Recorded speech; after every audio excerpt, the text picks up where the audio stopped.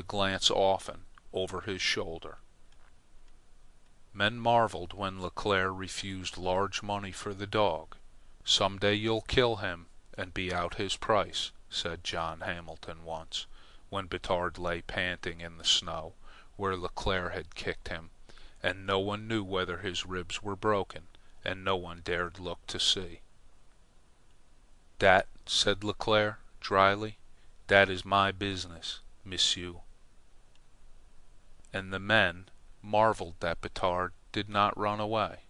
They did not understand, but Leclerc understood.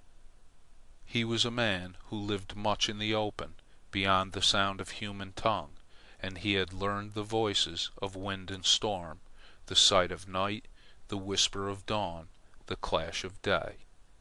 In a dim way he could hear the green things growing, the running of the sap, the bursting of the bud, and he knew the subtle speech of things that moved, of the rabbit in the snare, the moody raven beating the air with hollow wing, the bald-face shuffling under the moon, the wolf like a gray shadow gliding betwixt the twilight and the dark. And to him Batard spoke clear and direct. Full well he understood why Batard did not run away, and he looked more often over his shoulder. When in anger, Batard was not nice to look upon, and more than once had he leapt for Leclerc's throat, to be stretched quivering and senseless in the snow by the butt of the ever-ready dog-whip. And so Batard learned to bide his time. When he reached his full strength and prime of youth, he thought the time had come. He was broad-chested, powerfully muscled, of far more than ordinary size, and his neck, from head to shoulders, was a mass of bristling hair, to all appearances a full-blooded wolf. Leclerc was lying deep in his furs when Batard deemed the time to be ripe. He crept upon him stealthily, head low to earth, and lone ear laid back, with a feline softness of tread. Batard breathed gently, very gently, and not till he was close at hand did he raise his head. He paused for a moment and looked at the bronzed bull throat, naked and knotty, and swelling to a deep steady pulse. The slaver dripped down his fangs and slid off his tongue at the sight, and in that moment he remembered his drooping ear, his uncounted blows and prodigious wrongs, and without a sound sprang on the sleeping man. Leclerc awoke to the pang of the fangs in his throat, and, perfect animal that he was, he awoke clear-headed and with full comprehension. He closed on Batard's windpipe with both his hands, and rolled out of his furs to get his weight uppermost. But the thousands of Batard's ancestors had clung at the throats of unnumbered moose and caribou, and dragged them down. And the wisdom of those ancestors was his.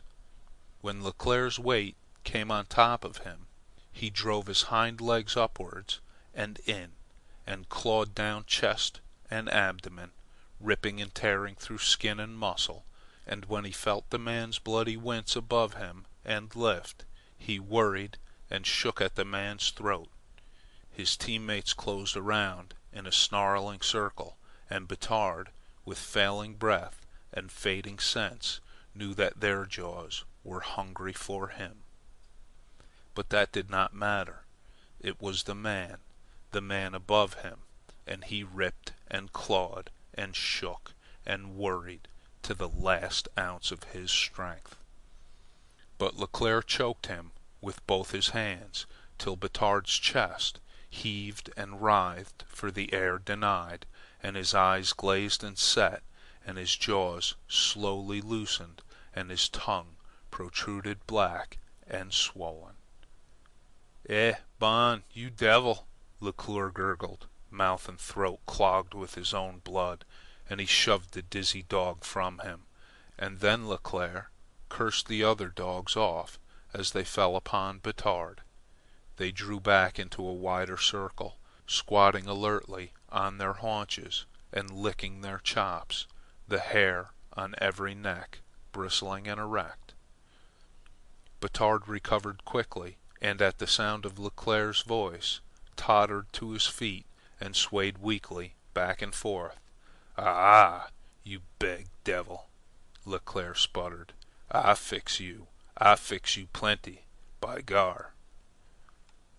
Batard, the air biting into his exhausting lungs like wine, flushed full into the man's face, his jaws missing and coming together with a metallic clip. They rolled over and over on the snow, Leclere striking madly with his fists.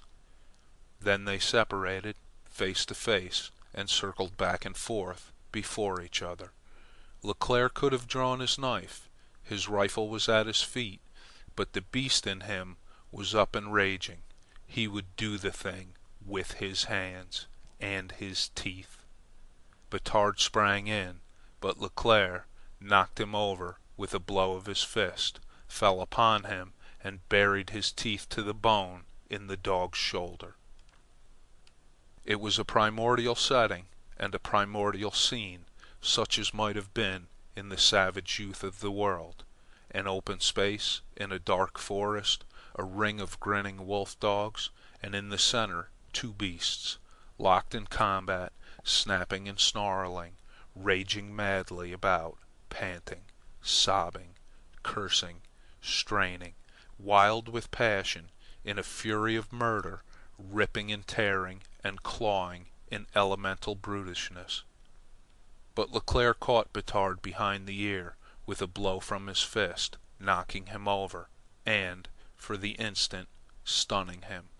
Then Leclere leaped upon him with his feet, and sprang up and down, striving to grind him into the earth.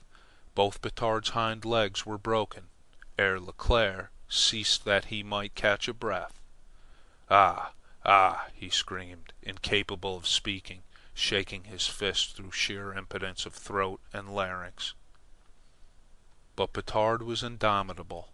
He lay there in a helpless welter, his lip feebly lifting and ringing to the snarl he had not the strength to utter.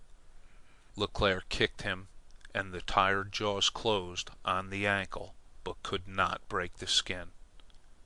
Leclere picked up the whip and proceeded almost to cut him to pieces, and each stroke of the lash crying, "Dis time I break you, eh, by gar, I break you." In the end, exhausted, fainting from loss of blood, he crumpled up and fell by his victim, and when the wolf dogs closed in to take their vengeance, with his last consciousness dragged his body on top of Batard to shield him from their fangs.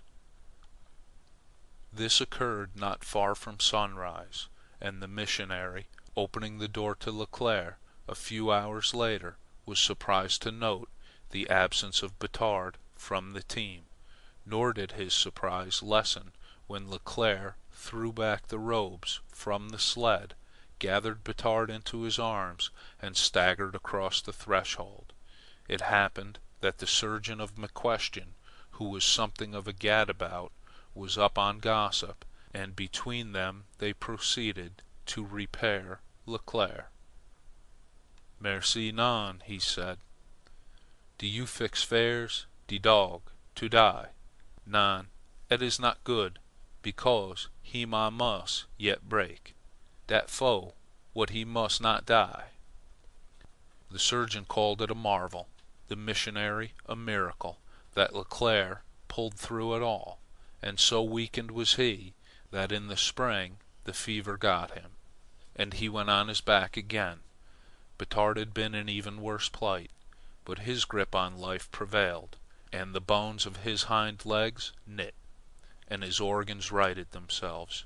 During the several weeks he lay strapped to the floor, and by the time Leclere, finally convalescent, shallow and shaky, took to the sun by the cabin door, Batard had reasserted his supremacy among his kind, and brought not only his own teammates, but the mission